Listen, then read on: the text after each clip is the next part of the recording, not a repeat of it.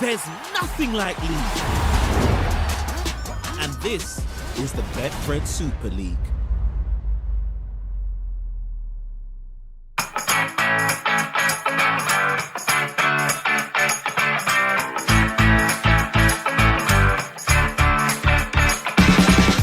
No!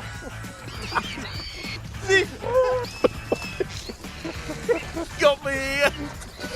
It took a big chunk out of it. Bleeding. It's bleeding. Oh no, it's bleeding. The thing just ripped my ear off. What do you think?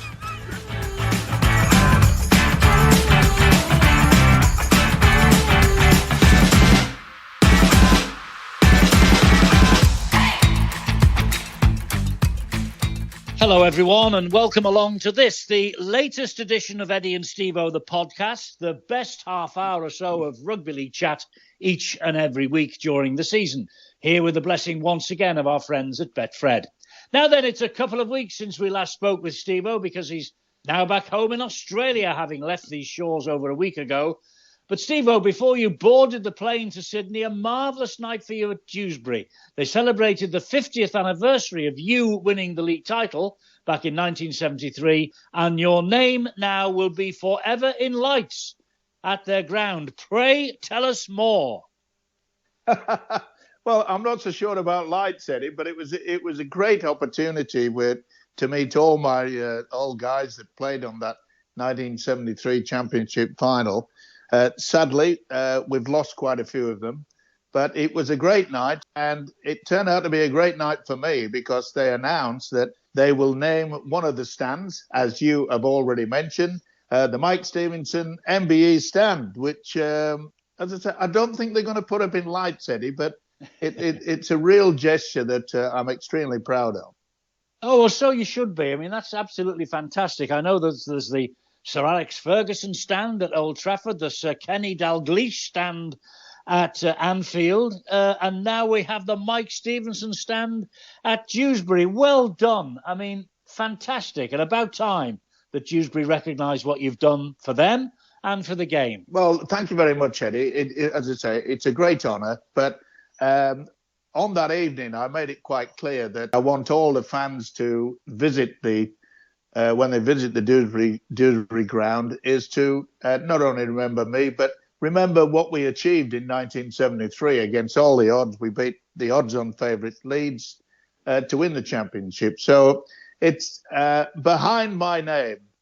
It's the recollection and the memory of probably one of the greatest games that Dewsbury has ever had. Well done, well done. I'm delighted for you, I really am. Don't just pass on wonderful thanks, etc., etc. Just send me money. Send me a cheque so I can celebrate in style down under. I tell you what, even though you get your name in lights, things don't change. Now then, we had while you were airborne last weekend, we had two fantastic games on telly here. Wigan getting a golden point victory at Hull Kingston Rovers. Hey, they look the real deal, by the way, don't they, Hull KR? And St Helens doing the same at Leeds on Friday night. Let's have some reflections of both. First of all, the night at Wigan, last second try, took it to the golden point, and in the end, Liam Farrell's hat-trick try won the match. A fantastic advert for the game, this. I'll tell you what is the best advert, and Hull Kingston Rovers, the style of play, Eddie, has brought back memories of, way down in the 80s and 90s. Offloading, runarounds, different angles on attack. And I was mesmerised by, I'm thinking I'm watching a game 20 odd years ago. Offloading, instead of just 5 drives and a kick, they've got their players turning in the tackle, offloading. It was a complete pleasure to watch. Great game. But the new coach has brought back, instead of the biff that everybody seems to want to bring back that style of rugby league. And it'll pack the grounds because it was outstanding.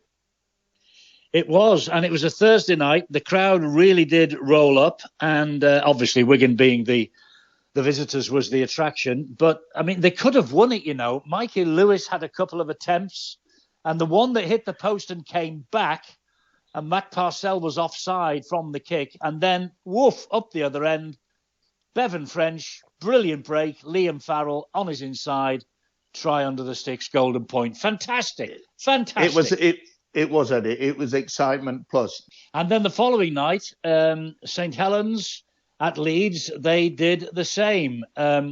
Fantastic game again. Now Leeds, you know, everyone was screaming, and I could picture you, if we were there that night, I could picture you shouting at Leeds, where are they going? What are they doing? Because they moved away from the centre of the field and they tried to go out wide and score the try. The fact of the matter is, during the golden point extra time, Leeds didn't, I don't think, had a man capable of kicking the one-pointer. Blake Austin was off. He was out before the game started. Aidan Caesar had gone off. Leeds decimated by injuries. Man sent off. But in the end, it was Lewis Dodd, once again, who scored the drop goal for St Helens. But that came sort of agonisingly close as well. The balls he was getting from dummy half, awful until the last one. Awful. Yeah. Not like James Roby at all. It was one of those sort of situations where surely Saints will run away with it late in the game because Leeds were out on their feet. I mean, injuries, there was a few going down with cramp, etc. and so forth. And I'm in complete disbelief. How on earth are Leeds still in this game? It was amazing. Look, they lost, but I can assure you that the players and the coach and the crowd would appreciate what they achieved. What the Rhinos did in those last 15, 20 minutes against all the odds was amazing. And in many ways, it was another great game. But, you know, when you watch on TV, and I mean, being an ex-player, I get so frustrated. Why don't they do this? Why don't they do that? Because I've turned into just a normal fan. And that's all the fans do. Why haven't they done this? What has he done that for or whatever? But, look, excitement plus. And that's what we want in our game. But I'll get back to Hull Kingston Rovers. Anybody that's not seen OKR this season, watch them. It's just opened up a new arena for me. I'm over the moon. Yeah, they're playing really, really well. A couple of sad things to record. Harry Newman for Leeds, leaving the field in absolute agony. This young man, he has been dreadfully injury prone, hasn't he? And we're all wondering what this latest problem is for him. He looked in a right state. Yeah, look. There are players that, for some unknown reason, whether you know, just muscle injuries or the way that the shape of their body, just seem to pick up injury after injury. So many players that we've thought over the years, Eddie, you know, oh, this young kid's going to be something brilliant, and sadly, occurring injuries just seeps away, and sadly they don't make the big time. But that's one of the things that we have in sport. You know, you can never say never. You can pick up an injury quite easily, quite a lot on the training ground as well. So it's very difficult for these players, mentally as well as physically. It's difficult to shove it to one side and come back. Yeah, he left the field in tears, apparently, Harry Newman. So we'll await news about that. Stevo, I've got to mention, what on earth possesses someone somewhere to put a drone above a ground? They obviously had to leave the field. We didn't know what it was. It could have been anything. Why do people do this? Because there's some crackpots that we have all over the world, Eddie. The world, listen, you pick up the news, you pick up the papers, the world's in a mess. And more people are getting involved electronically wise, etc. and so forth. Now it's been put out on TV. We had good shots of it. Referee had to take the players off the field of play. Do you think this will be the last one? No, there'll be some stupid idiot who'll do it at the cricket match or at a rugby union game or a tennis match. as I say, the world's gone absolutely bonkers. Well, it has. 100% agree with you on that. And when I bring this next piece of news to you and to our listeners, Stevo, somebody, and I don't know who these people are, I don't know who they think they are, somebody has put out a message on social media that the great Rob Burrow has passed away. It was on a Leeds Rhinos, it had a Leeds Rhinos logo on the top of this. Rob Burrow is still alive. Rob Burrow is still fighting the fight. What on earth is going on? What sort of nutcase puts that sort of thing out on social media, Stevo? Sick. That's the only word for it. Sick. And I'm at the stage now, and I'm sure that all the governments around the world, surely they have a power now for these people who do these awful things on the websites and social media. They've got to bring in something to say that if you're caught doing this sort of thing, then you'll be fined, or even better, imprisoned. Yeah, we've got to have some control over this. Otherwise, it'll just go mad. I mean, it's mad enough now. Anybody can say anything about me, you, or whatever. I can remember, Eddie, over 20 years ago, when all this new media stuff was coming in and websites and blah, blah, blah. I remember saying to you, I said, this will bring society to its knees. Yeah. And I don't think I was wrong. And that No, was I over don't. 25 years ago. These people are sick. You can't just let them get away with it and say, "Oh, well, that's how society is." We've got to show some fight back. We can't have these sick people saying that people are dead when they're not dead. 100%, I agree with you. And let us reiterate once again, Rob Burrow is continuing to fight the fight, and he is looking forward, from all accounts, to Father's Day in a couple of weeks' time. All right, let's put that story to bed. It's so distasteful. I think we've said enough. Let's go back to the field of play. The Lee Leopards, Stevo. This story is developing into a fantastic one in 2023. They beat the league leaders, Warrington, on Friday. They're now on 16 points, joint with Hull Kingston Rovers. They're fifth on points difference, 2 points clear of Saints, 4 points more than Leeds, 6 more than Huddersfield and Hull. Derek Beaumont, he spent big on his team this year. I think £2 million was being mentioned. It's working. It's working for Derek. The sky's the limit. It's been fantastic. It's very similar to what's happening down under here. I mean, the Dolphins had another win. They beat St. George Dragons 26-12 over the weekend. And it's amazing when you look at the league tables, both in the UK and in Australia. Now, down under, there are four clubs who are tied on 18 points each. Penrith, Cronulla, Brisbane and Melbourne. On 16 points, Souths, Dolphins and Canberra. And then 8, 9 and 10, New Zealand Warriors, Gold Coast, Sydney Roosters, they're on 14 points. So within the top 10, there's only 4 points or 2 points between any club. And people are saying, well, the salary cap for once is working. And it's a bit similar to in the UK, Eddie.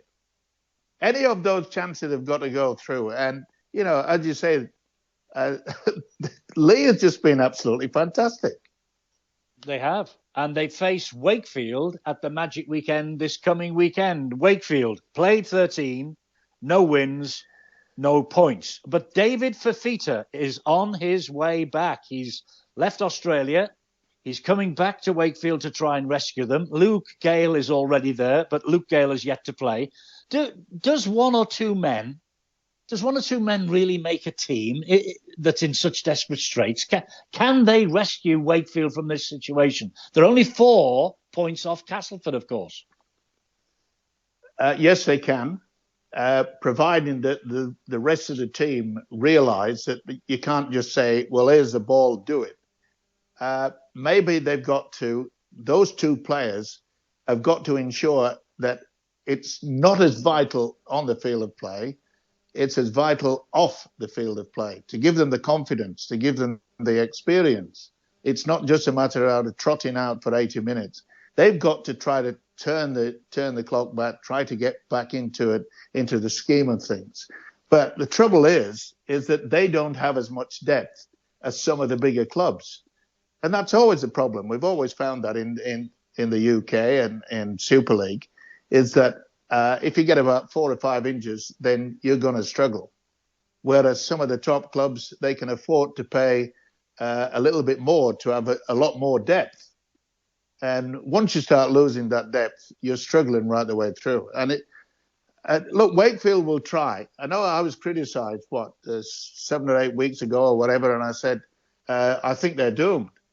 And then all of a sudden, Castleford decided, oh, well, we'll make it a local derby. Who's going to go down between both of us? So it's a funny game, rugby league, Eddie. It certainly is. And I mentioned the fact that Lee and Wakefield meet at the Magic Weekend this weekend in Newcastle. 12 teams, 6 games, 2 days. Now, look, it's supposed to be the last one, but there's still no confirmation of that. I've criticised AMG. I still criticise them. They haven't even come out, to my knowledge, saying why they want to get rid of it. And yet all the clubs are coming out and saying, well, we like it. IMG, pull your finger out. Well, no one's saying very much about the future of Magic. Sadly, this one coincides with the FA Cup final at Wembley, Man City and Man United. All the press, of course, dominated by that this week. And there happens to be a rail strike. But there you go. That's just one of those things. Sadly, no one really is saying much about anything. Where's the new TV deal? Here we are in June, just about. No news. They want to reimagine and rebrand the competition. No one seems to be in favour of that, losing the title of Super League, if I'm honest. What's happening to the game, Stevo, at the moment? We seem to be marking time. Well, I'm confused. I'm sure every rugby league fan is confused.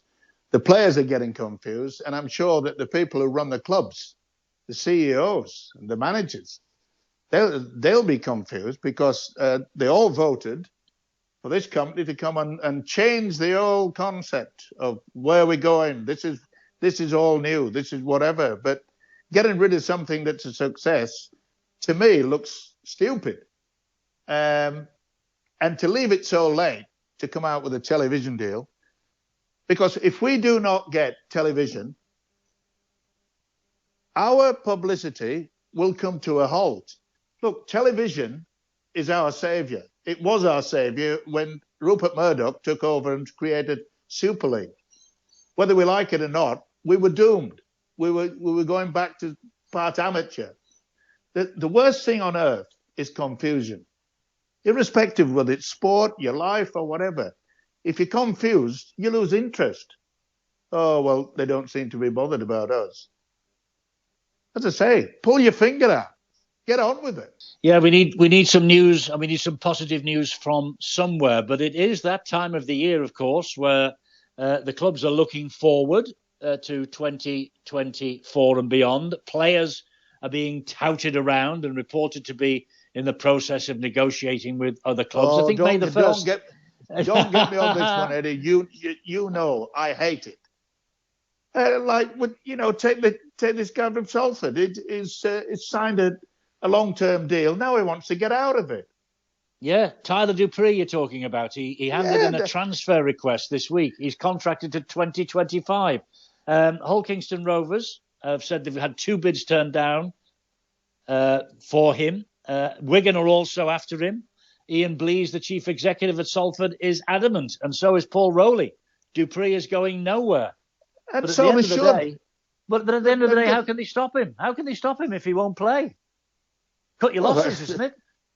Well, I suppose you have to do that, but it doesn't augur well for the future of any sport if someone says, it's only paper, you can rip it up. When you put your signature on that contract, you should be binded by it. Simple as that. And you can't just say, I'm not playing. A lot of people do that. But I think it's just absolutely madness. There is no care for the club.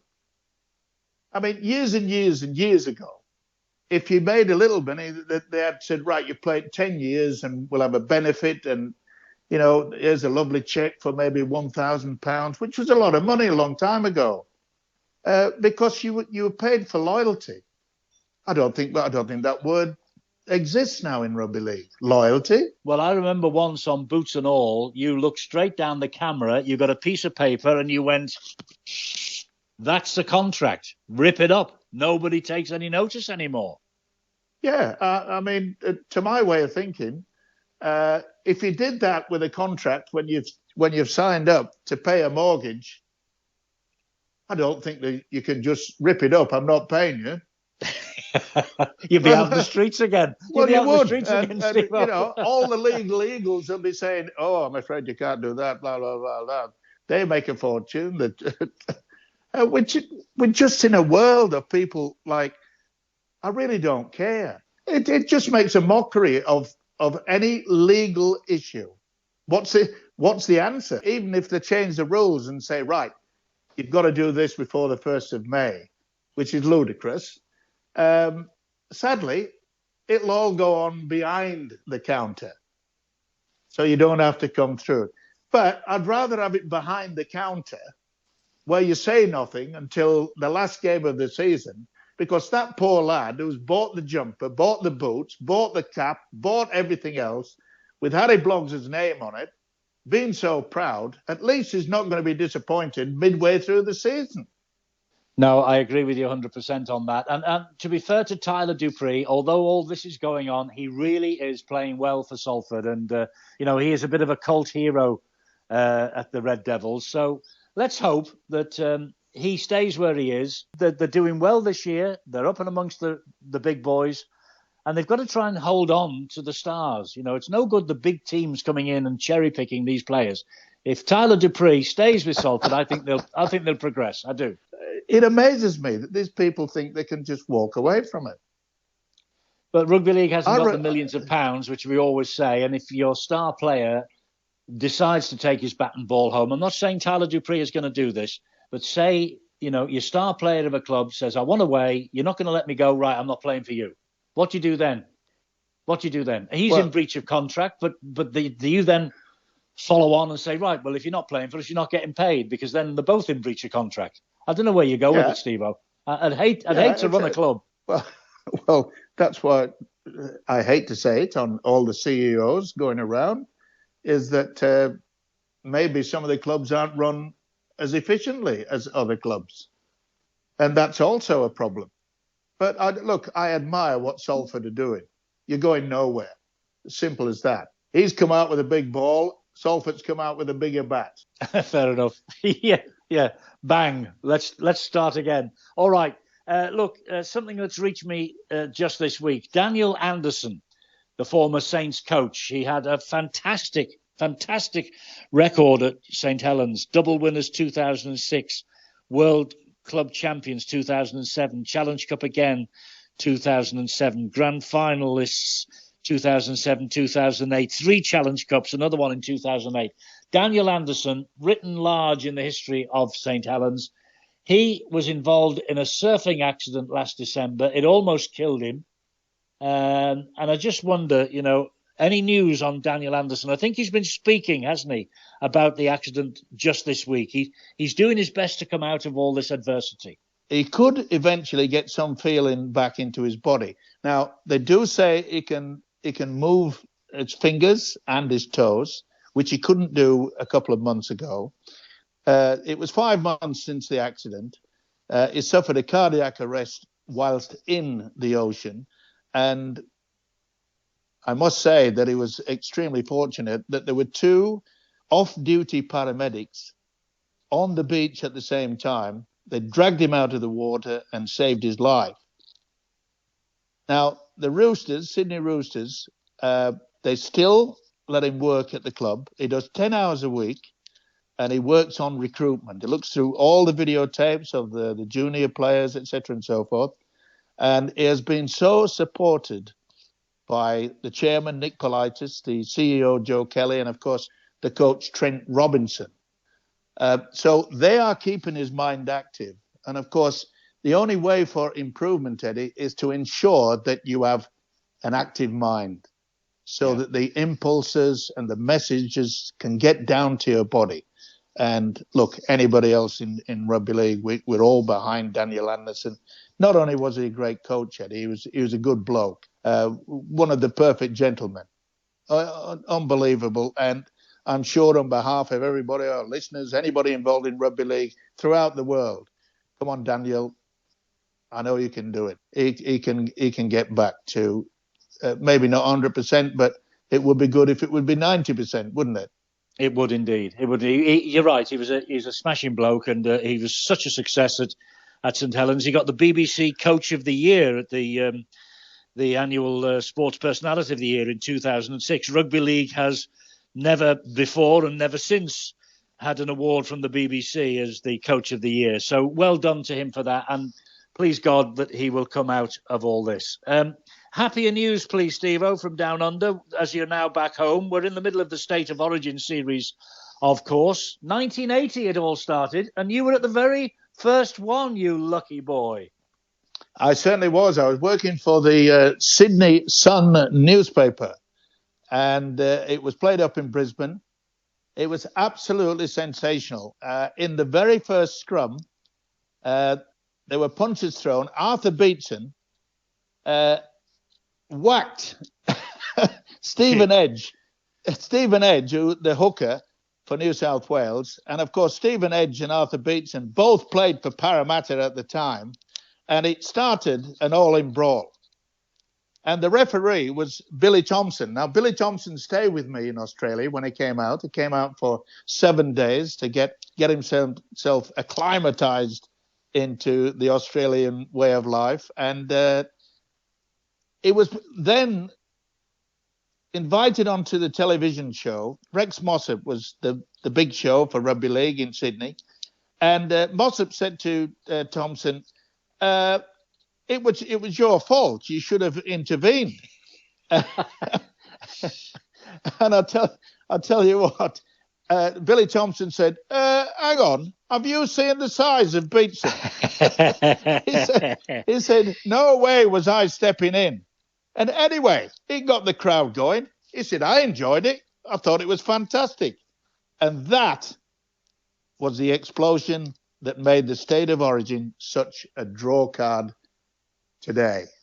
And the legend continues on. Now, you were telling me just before about this author in Australia who's, for some reason, he sat through 9,000 hours of television footage of the State of Origin, and he's come up with the two dream teams. There's some notable names not in the dream team. Well, as I say, it started in 1980, the proper State of Origin, state against state, mate against mate. As you say, Liam Hauser has come up with the Queensland team. Billy Slater, David Boyd, Greg English, Gene Miles, Dave Gagai, Wally Lewis, Jonathan Thurston, Shane Webke, Cameron Smith, Petros Sisavina, Natey Miles, Gary Larson, Bob Linder. On the bench, Darren Lockyer, Steve Price, Artie Beetson, Trevor Gilmeister. No Alan Langer and no Cooper Cronk, right? Wow. They're up in arms in Queensland. And it's even worse down in the blue side in New South Wales. Tim Brasher, Michael O'Connor, Brett Kenny, Paul McGregor, Andrew Ettinghausen, Laurie Daly, Andrew Johns, Glenn Lazarus, Danny Badeiras, Paul Harrigan, Wayne Pearce, Boyd Courtner, Brad Fittler.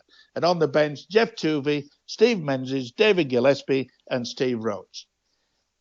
Who they haven't picked is Ricky Stewart, Steve Mortimer, and the immortal Peter Sterling.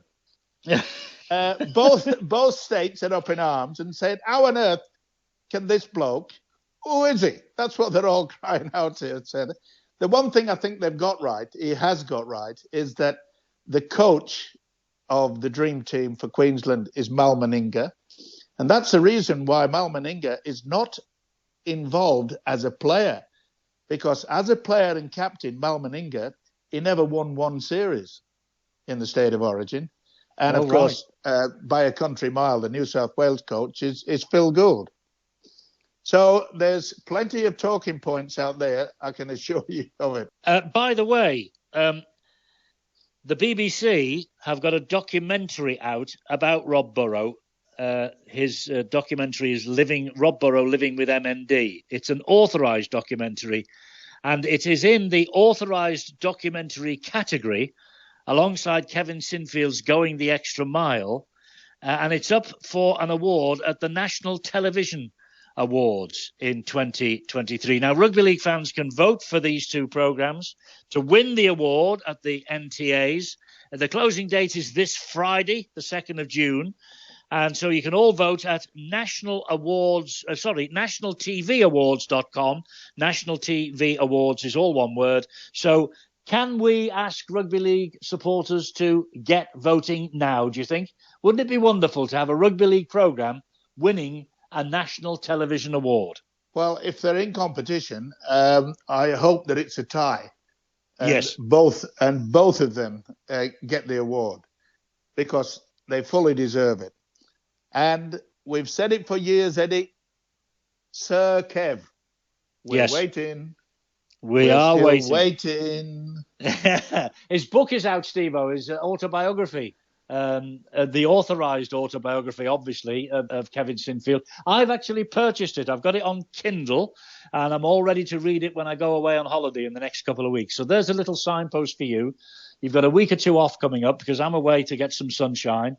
But I'm going to read the Kevin Sinfield autobiography when I'm on the ship. I'm heading off on a little cruise because I know you like your cruises as well. Kevin has written his autobiography, so can't wait to read that, actually. I really cannot. Meanwhile, we've got the Magic Weekend to look forward to this weekend, and we will reflect it all being well, in 7 days' time.